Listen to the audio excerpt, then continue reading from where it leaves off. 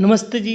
डोगरें दी गल्लां गै नहीं, डोगरे दे कम्म भी बड्डे न। अज्ज अस तुसेंगी लेई आए आं जियो पोता घाट अखनूर चनांऽ दे कंढै। दिक्ख तवी दा निर्मल पानी, दिक्ख चनांऽ दी चाल, कंजकां न्हौन बिच नराते सोहनी मारै छाल। चनांऽ दे कंढै बौह्ने दा मजा ते सुर्गै दे झूटे जेहा ऐ।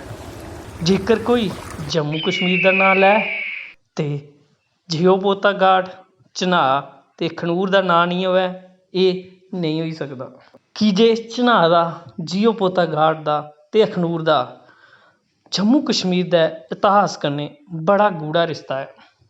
चनांऽ दी महानता दा बखान ते होई गै निं सकदा। जेकर में अज्ज दी गल्ल दस्सां ते 6 अगस्त 2006 च इत्थै कश्मीरी पंडितें महाश्राद्ध करवाया हा, जानी कि धार्मिक तौर उप्पर बी चनांऽ दा बड़ा बड्डा म्हत्तव ऐ।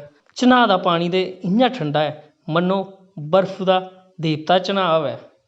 एह् हिमाचल कन्नै लगदी थाह्रा बिच्चा निकलियै मचेल, किश्तवाड़, डोडा, रामबन, रियासी, अखनूर ता निकलियै पाकिस्तान होइयै जाई समुंदर गी मिलदा ऐ।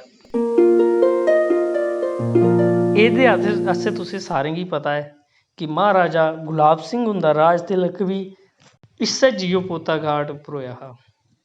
कोई डोगरा होना जेह्ड़ा बिना मत्था टेके चनांऽ दे कोलू लंघी जा। चनांऽ दी डुबकी नेईं ओ भाई नेईं, उ'आं तुस चनांऽ दे कंढै बेहियै ठंडे पानी दा नंद जरूर लेई सकदे हो।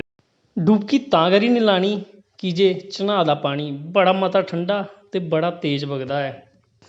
हून अ'ऊं किश निं बोलना, बाकी नज़ारे ते बाकी नंद तुस आपूं अग्गें दिक्खियै लेई लैओ। आओ दिक्खो फिर।